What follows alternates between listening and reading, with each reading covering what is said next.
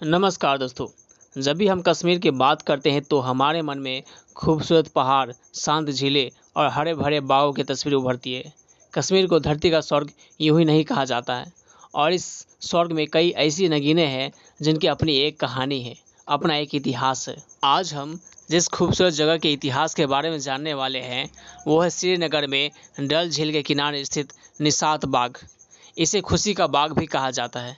आइए जानते हैं इस बाग के बनने की कहानी और इससे जुड़े कुछ दिलचस्प किस्से। सबसे पहले इसके नाम का मतलब समझते हैं। निसात शब्द का मतलब है खुशी, आनंद। तो निसात बाग का सीधा मतलब हुआ खुशी का बाग या आनंद का बाग। और यकीन मानिए, जब आप इस बाग की हरियाली, फूलों और पानी के झरनों को देखेंगे तो आपको यह नाम बिल्कुल सही लगेगा। अब बात करते हैं इसे किसने बनवाया।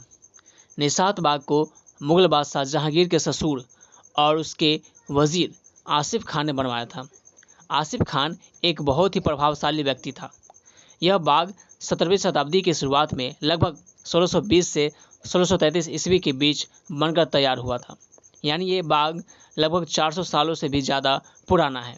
आसिफ खान ने इसे अपने निजी बाग के तौर पर बनवाया था, जहां वे आराम कर सके और कुदरत की खूबसूरती का लुत्फ उठा सके। निसात बाग के इतिहास की सबसे दिलचस्प कहानी बादशाह जहांगीर और आसिफ खान से जुड़ी है।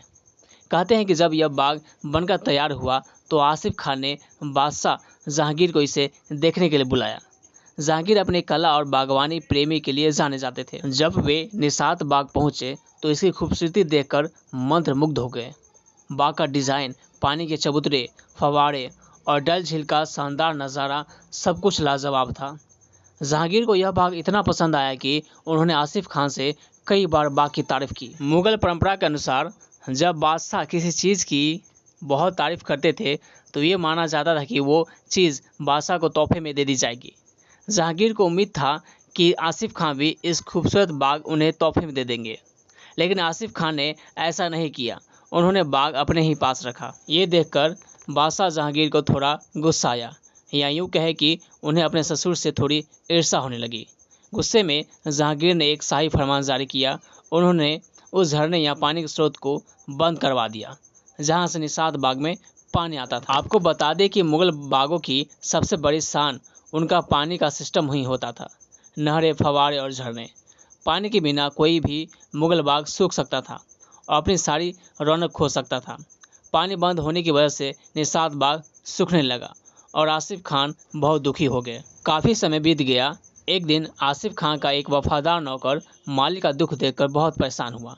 उसने चुपके से बादशाह के हुक्म के परवाह किए बिना बाग में पानी लाने वाले झरने को फिर से खोल दिया। जब पानी बाग में वापस आया तो फव्वारे चलने लगे।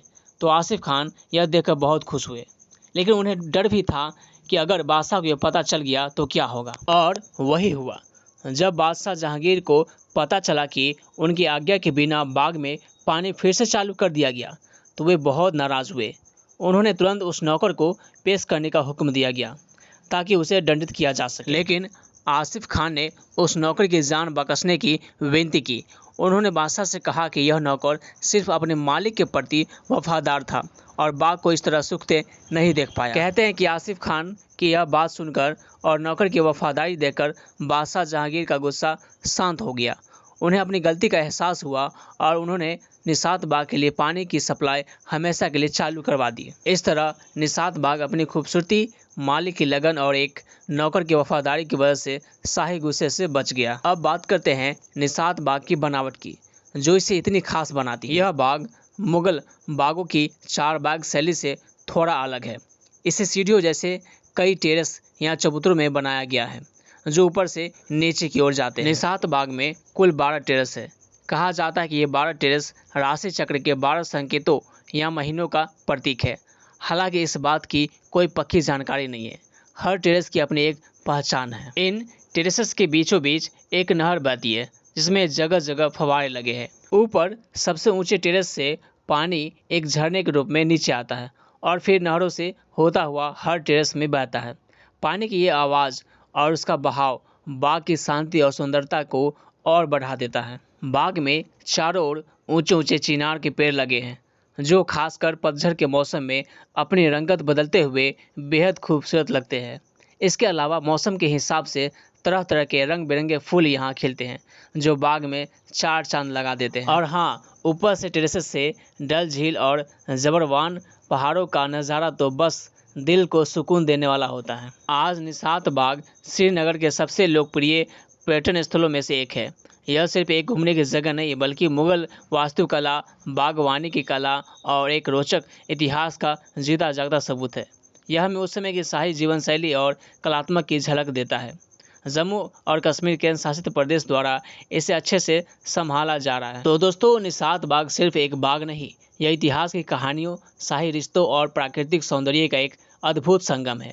जब भी आपको कश्मीर जाने का मौका मिले, इस खुशी के बाग में कुछ पल ज़रूर बिताइएगा। तो दोस्तों, आपको निसात बाग का इतिहास कैसा लगा, हमें कमेंट में ज़रूर बताएं। अगर यह वीडियो आपको पसंद आए तो इसे लाइक ज़रूर करें।